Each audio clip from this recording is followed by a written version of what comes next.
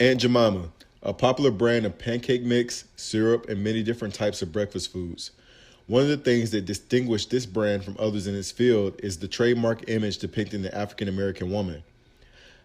Now, how many of you are aware that their corporate trademark was based off of a real woman?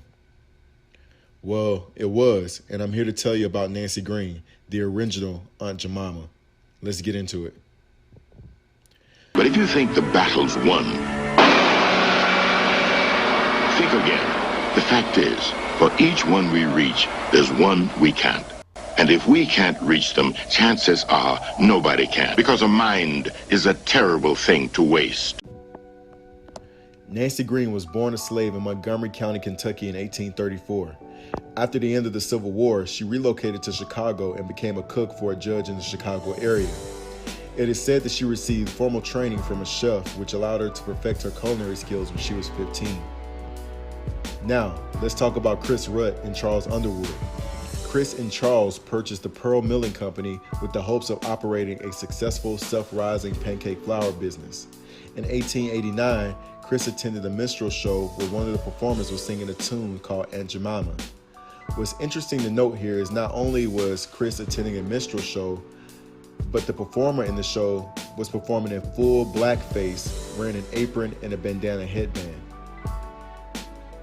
Chris found the image he wanted to utilize for his brand with Charles, and he subsequently named their pancake flour brand Aunt Jemima.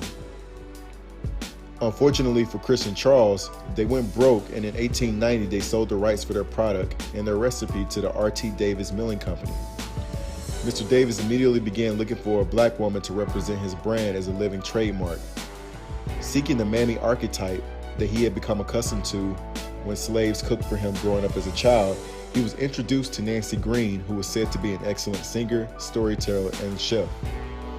In 1893, at the World's Columbian Exposition in Chicago, Nancy Green brought the Aunt Jemima character to life.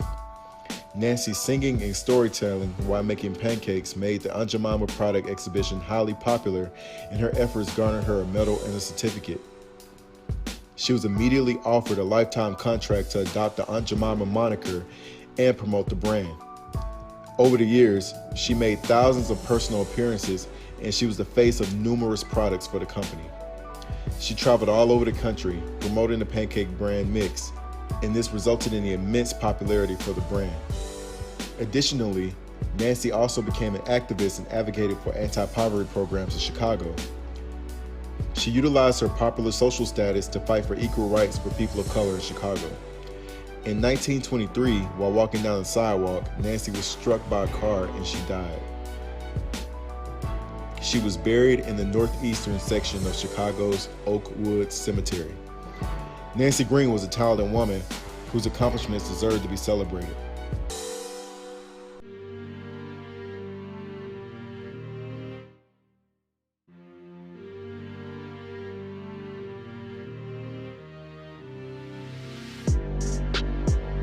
All right, family, I don't know about y'all, but I was shocked when I learned that the trademark image of the Aunt Jemima brand had its origins in blackface. The Aunt Jemima brand, which is now owned by Quaker Oats, has faced a lot of criticism for the image utilized to promote their product. The image of Aunt Jemima, which became a composite image in the 1950s, was represented by several different black women after Nancy Green's death. Now, I know you guys have probably been wondering where I've been at, and I do apologize for my absence. I don't know if you guys remember me telling you a couple of videos ago that I was moving to California, and I spent about 3 months there roughly, and I just moved again. And now I'm finally settled, and I'm finally ready to get back to doing videos because I've been ready to do them since I moved to California, but due to certain circumstances, I couldn't.